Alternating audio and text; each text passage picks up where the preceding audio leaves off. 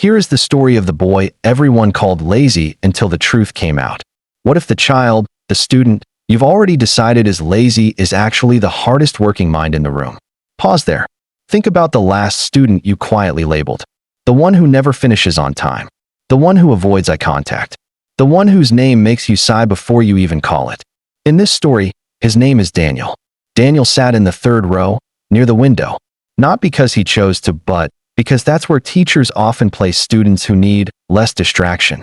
Ironically, it was the worst seat for him. From the teacher's perspective, Daniel looked disengaged. When notes were being copied, his page was half empty. When instructions were given, he blinked like he had just been woken up. When reading time came, he suddenly needed to use the restroom. As classmates, we noticed patterns too. He was always last to submit assignments. He avoided reading aloud. He struggled with spelling words we thought were easy. And children can be brutally honest. Why are you so slow? Did you even study? Lazy boy. At first, it was teasing. Then it became identity. Even teachers, without meaning harm, began adjusting their tone. Daniel, you need to try harder. You have potential, but you're not serious. Stop being careless. Each comment landed heavier than the last. At home, things weren't easier. His mother worked 2 jobs. Education was her hope, her way out. She believed discipline solved everything. So when Daniel's report card showed declining grades, she doubled down. More practice sheets. Extra tutoring. Less playtime. More comparison. Your cousin scored top in his class. Why can't you just focus? Daniel didn't argue. He just nodded. But something was happening inside him. Every morning before school, his stomach hurt. Every reading session felt like standing on a stage unprepared. Every test felt like a race he had already lost. What nobody saw was the war inside his head. When Daniel looked at a page of text, the letters didn't stay still. They shifted. They crowded. They blurred into each other. Words he had read yesterday felt new again today. Imagine trying to run when the ground beneath you keeps moving. One afternoon, during a reading comprehension test, something happened. The class was silent except for pencil scratching. Daniel stared at his paper. 10 minutes passed. Then 15. His eyes moved, but nothing settled. His hands trembled slightly. The teacher, frustrated, walked over. Daniel, why is your page still blank? The room felt smaller. Eyes turned. Heat climbed his neck. He whispered, barely audible, I'm trying. After school, instead of sending him out with another warning, the teacher asked him to stay behind. Not to scold, not to lecture, but to ask a different question. Daniel, when you read, what do you see? He hesitated. Tears filled his eyes before courage did. The letters move, he said. They don't stay. That sentence changed everything. Up until that moment, every adult had been asking, why won't you try? No one had asked, what happens when you try? The teacher paused. This wasn't laziness.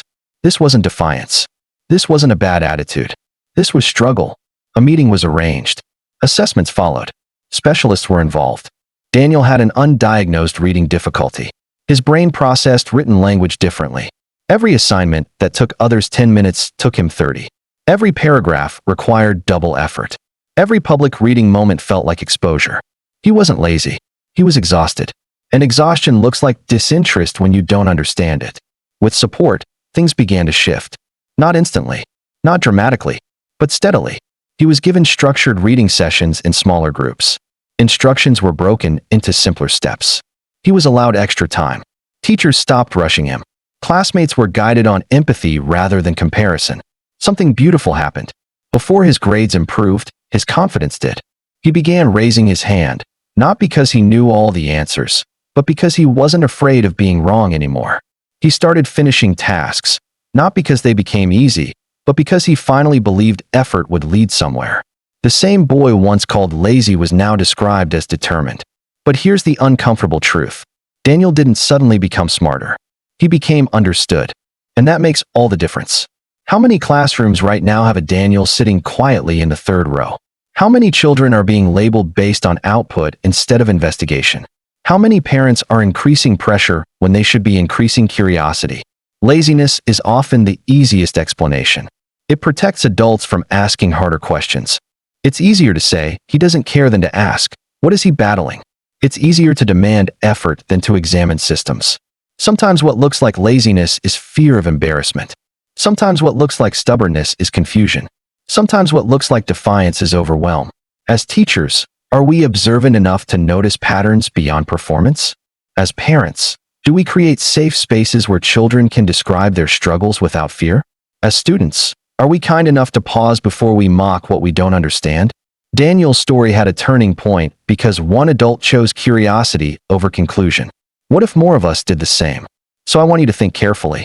Is there someone in your classroom, your home, your community, who might be misunderstood? Have you ever been labeled unfairly, and how did it affect you? What signs should educators look for before calling a child lazy? Drop your thoughts in the comments. Let's talk about the children we almost misjudged.